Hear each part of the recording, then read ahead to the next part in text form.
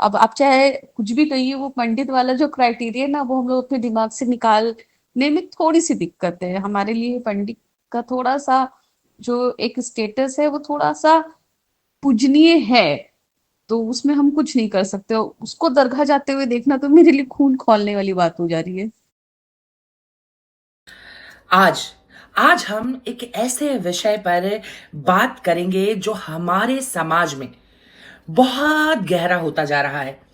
हमारे कई अपने, विशेष करके माताएं और बहनें, अनजाने में ही सही, पर अपनी सांस्कृतिक पहचान को छोड़कर अन्य स्थानों पर शीश नवाने लगी हैं। मेरी एक फ्रेंड है फेसबुक से, उन्होंने रिक्वेस्ट की है कि उनका नाम पब्लिक ना किया जाए और ना ही उस व्यक्ति विशेष का नाम पब्लिक किया जाए जिससे यह समस्या जुड़ी हुई है। वो बहुत व्यथित थी सब कुछ देखकर, इसलिए उन्होंने अपनी समस्या मेरे साथ साझा की। सुझाव के लिए मैं आप सबके साथ वो क्लिप साझा कर रही हूं, ऑडियो।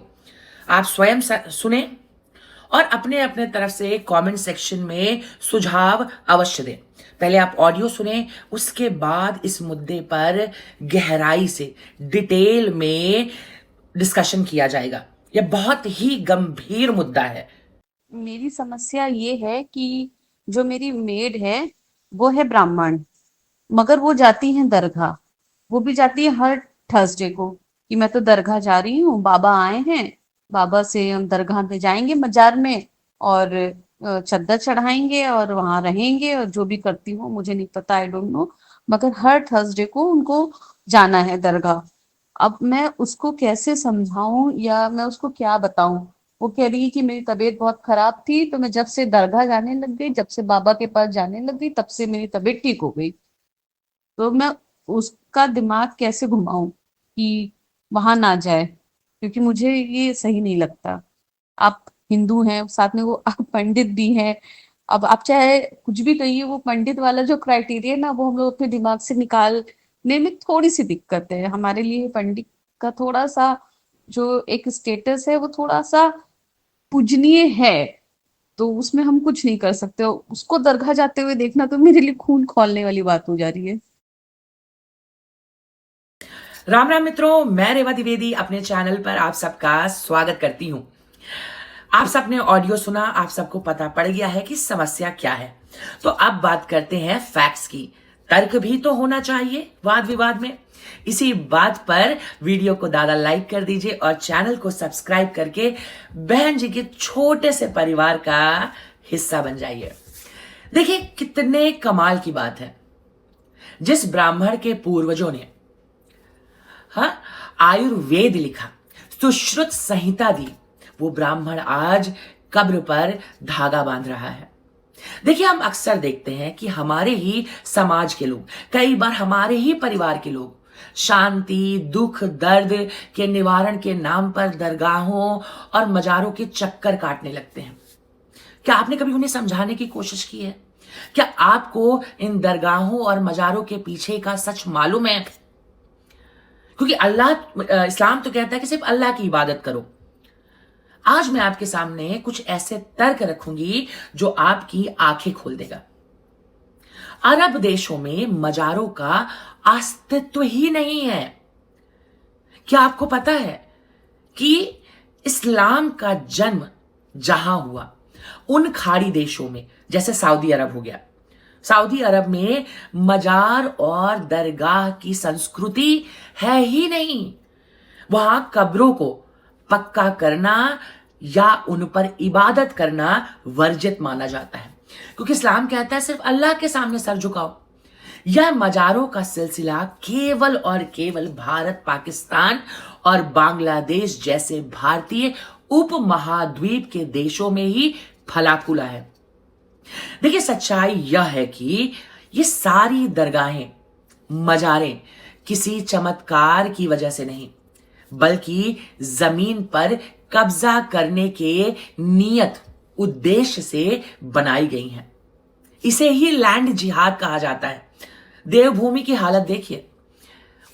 इसकी शुरुआत अक्सर एक छोटी सी चादर और कुछ ईंटों से होती है, जो धीरे धीरे एक विशाल ढांचे में बदल जाती है। यह सार्वजनिक जमीनों, जंगलों, यहां तक कि मंदिरों के आसपास की जगहों को हथियाने का एक तरीका मात्र है। सबसे बड़ा मजाक तो देखिए, जो लोग अरब के शेखों को अपना बाप मानते हैं, उन्हें इतना भी नहीं पता है कि अरब देशों में वहाबी और सलाफी विचारधारा मजार बनाने को शिर्क, पाप, अधर्म मानती है। सऊदी अरब में आपको एक भी मजार देखने को नहीं मिलेगी। मैं दुबई, शारजहां वगैरह होकर आई हूं, वहां तो उन्होंने ऐतिहासिक कब्रें तक समतल कर दी हैं। आप बताइए, यह कितना हास्यपद है। जो चीज ओरिजिनल जगह पर कूड़ा समझकर हटा दी गई है, हमारे यहाँ के लोग उसे चमत्कार मानकर चादर चढ़ा रहे हैं। इसे कहते हैं बेगानी शादी में अब्दुल्ला दीवाना। और यहां तो अब्दुल्ला नहीं, पंडिताइन दीवानी फिर रही है। ब्राह्मण देवता की अर्धांगिनी जी दीवानी फिर रही हैं।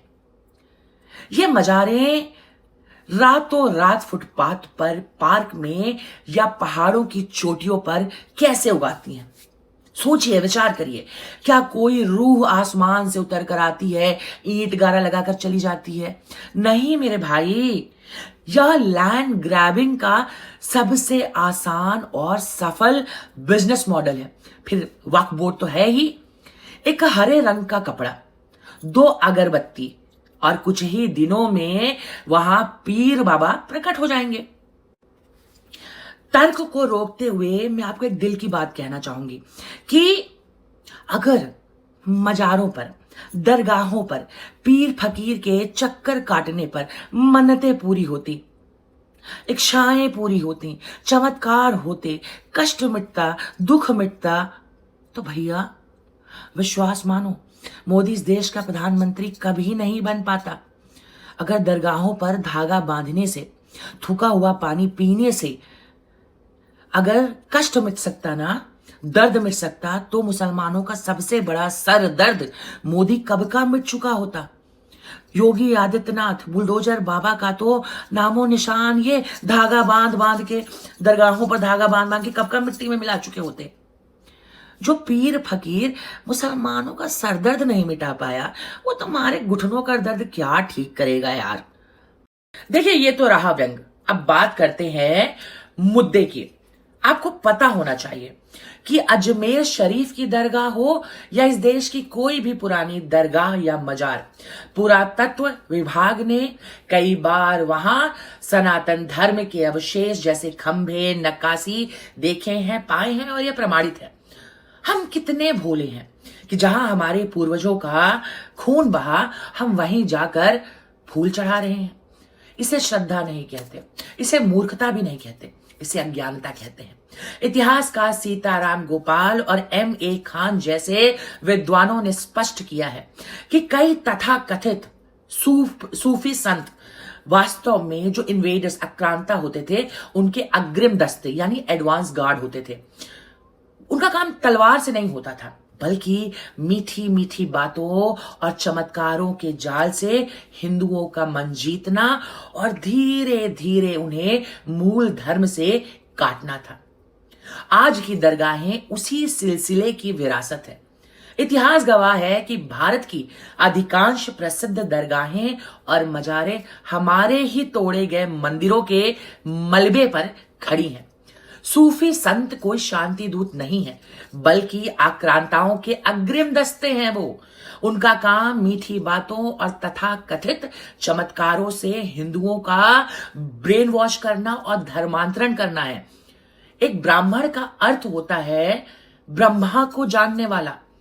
हमारे पूर्वजों ने हमें ध्यान दिया, योग दिया, आयुर्वेद दिया, वह शक्ति दी जो शरीर और मन दोनों को ठीक कर सकती है। एक ब्राह्मण का कर्तव्य है अग्नि की उपासना करना, जो जीवन और पवित्रता का प्रतीक है। और मजार कब्र है, जो मृत्यु और तामसिक ऊर्जा का प्रतीक है। क्या शास्त्र इसकी अनुमति देता है कि एक जनेऊधारी व्यक्ति या उसकी अर्धांगिनी जो सूर्य को अर्घ देती है या देता है, वह एक कब्र के सामने घुटने टेके? मजार का इकोसिस्टम समझिए आप। मजार केवल एक कब्र नहीं होती, उसके आसपास चादर बेचने वाला, ताबीज देने वाला, ब्रेन वॉश करने वाले एक पूरा का पूरा तंत्र होता है, या एक समानांतर अर्थव्यवस्था है जिसमें पैसा आपका होता है और ताकत उनकी बढ़ती है। याद रखिए, जब आप मजार पर 100 रुपए चढ़ाती है ना, तो वह पैसा आपके धर्म की रक्षा के लिए नहीं, बल्कि उस विचारधारा को मजबूत करने के लिए इस्तेमाल होता है जो आपकी मूर्तियों को पत्थर और आपके धर्म को काफिर मानता है या मानती है विचारधारा। जब कोई व्यक्ति देखिए दर्द या परेशानी में होता है तो उसका फायदा उठाना आसान होता है। इसे साइंस में प्लेसीबो इफेक्ट कहते हैं, झूठा दिलासा देना, मतलब झूठा विश्वास कि हाँ आराम मिल रहा है, आराम मिल रहा है। यह एक साइकोलॉजिकल थिंग है। मजार पर जाना देखिए केवल एक व्यक्तिगत पसंद नहीं है, बल्कि एक सांस्कृतिक आत्मसमर्पण है। आप वहां जाकर उस सिस्टम को पैसा और पावर दे रहे हैं जो अंततः आपकी ही संस्कृति के विरुद्ध इस्तेमाल किया जाएगा, इस्तेमाल होता है।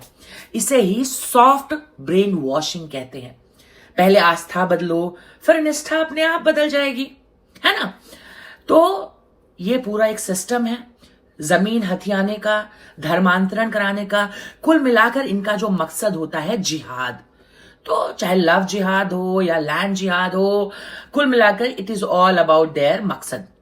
अब मैं उस ब्राह्मण महिला के बारे में बात करना चाहूंगी कि अगर ब्राह्मण होकर वह बर्तन मांजने का काम कर रही है घर घर में, तो इसका मतलब है गरीब है। देखिए एक बात समझिए कि जो हमारा समाज है 3 हिस्सों में, 3 वर्गों में बटा हुआ है। एक अपर क्लास, एक मिडिल क्लास और एक लोअर क्लास। अपर क्लास को किसी की नहीं पड़ी है, दे हैव सफिशिएंट जो भी चाहिए and somewhere they are satisfied और जो भी है, क्योंकि सक्सेसफुल है मान लीजिए। दूसरा था मिडिल क्लास। इनके जीवन में कभी धूप तो कभी छांव है, खुशियां भी है, दुख भी है, कभी सफलता है, कभी असफलता है, कभी निराशा है, छोटी छोटी खुशियां भी आती जाती रहती हैं जीवन में। तो ये संघर्ष करने के लिए तैयार रहते हैं। लेकिन गरीब, कहते हैं ना कि नींद न जाने टूटी खाट और भूख न जाने बासी भात। गरीब संघर्ष नहीं करना चाहता, वो समस्या के बारे में बात भी नहीं करना चाहता, वो सिर्फ और सिर्फ समाधान चाहता है। और जहां उसे समाधान यानी सुकून, शांति मिलती है, वो उसी का होकर रह जाता है।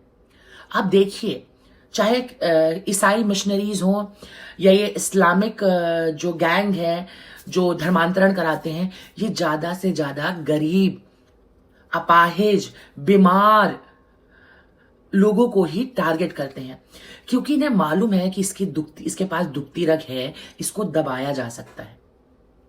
तो उन्हें क्या होता है, अगर कोई भूखा है तो बोरी भर चावल दे दो, खुश हो जाएंगे, है ना। कोई गरीब है, रिक्शा चलाने वाला है, भैया उसको बबली पीने का, बंटी पीने का, बड़े कच्ची पीने का शौक है, उसकी जिंदगी का एक ही मकसद है कि अपने को दारू चाहिए, उसको 2 खंभा पकड़ा दो, 500 रुपया पकड़ा दो। इस आधार पर तो इस देश में धर्मांतरण हो रहे हैं, पाखंड के नाम पर भी धर्मांतरण हो रहे हैं कि हिंदू धर्म में पाखंड है। तुम जो थूक थूक के पानी पिलाते हो सबको, वो क्या है? रोटी में थूक, सब्जी में थूक, पानी में थूक, फलों में थूक। देखिए, मैं सिर्फ इतना कहना चाहूंगी कि हमारे देश में अनगिनत हिंदू संगठन है ना। मैं जानना चाहती हूं वो लोग कर क्या रहे हैं। आज हमारे समाज में, हमारे देश में धर्मांतरण बढ़ता जा रहा है। उसका सबसे बड़ा कारण है अज्ञानता, अशिक्षा, अपने धर्म के प्रति मतलब जो कहते हैं ना, मतलब उनको नहीं मालूम है कि उनके पास खुद कितनी वैल्यूबल चीजें हैं, कितना प्रीशियस धर्म है उनका, मतलब क्या है उनके पास, वो कितना अमूल्य है, वो नहीं जान पा रहे हैं। तो हिंदू संगठनों का काम है जन जन को जागरूक करना, अभियान चलाना। मैं हिंदू संगठनों से हाथ जोड़कर विनती करना चाहूंगी कि गरीब गुरबे जो निचला तबका है उनके भीतर जागरूकता फैलाए, अपने धर्म के प्रति प्रेम और आस्था जगाने का प्रयास करें। आप देखें कि उनका कोई ब्रेन वॉश ना कर पाए। मैं सरकार से भी कहना चाहूंगी कि मस्जिदों पर टैक्स नहीं है, चर्च पर टैक्स नहीं है, मंदिरों का पैसा आप ले लेते हो, आप हमारे मंदिरों का पैसा मत लो। अगर आप हमारे मंदिरों का पैसा नहीं लोगे तो उन मंदिरों के पैसों से एनजीओस चल सकते हैं, गरीबों के लिए कुछ हो सकता है, हिंदुओं का भला हो सकता है। वो पैसा हिंदुओं के लिए ही खर्च होना चाहिए, हिंदू हित में खर्च होना चाहिए। लेकिन मंदिरों से करोड़ों रुपए टैक्स लेकर आप मुसलमानों को हज भेज रहे हो, सब्सिडी दे रहे हो, कि ये एक्सेप्टेबल तो नहीं होना चाहिए, किसी को भी नहीं होना चाहिए। तो हमें आवाज उठानी पड़ेगी। पहली बात तो जो लाचार है, जो गरीब है, जो बेसहारा है, उसका सहारा बने। मेक श्योर करें कि उसके पास 2 वक्त की रोटी है, क्योंकि भूखे पेट ना होए भजन गोपाला। हिंदू संगठनों, मुझे मालूम है आप बहुत कुछ करते हैं, बजरंग दल बहुत करता है। भाइयों, मुझे मालूम है आप अकेले 100 करोड़ हिंदुओं को कैसे संभालेंगे, कैसे जागरूक करेंगे। जन जन को यह प्रयास करना पड़ेगा। प्लीज गरीबों के बीच अपनी पहुंच बढ़ाएं, खास करके बहुजन समाज के बीच। बहुजन समाज का अंबेडकरवादी ब्रेन वॉश करके उन्हें नवबौद्ध में कन्वर्ट करते हैं, वो भी नाम के लिए। पेपर में तो वो हिंदू और दलित ही रहते हैं, क्योंकि अगर पेपर पे भी वो नवबौद्ध बन जाएंगे तो आरक्षण नहीं मिलेगा। जय श्री राम मित्रों, प्लीज वीडियो को लाइक करें, शेयर करें, चैनल को सब्सक्राइब करें और जय श्री राम मित्रों, जय श्री राम।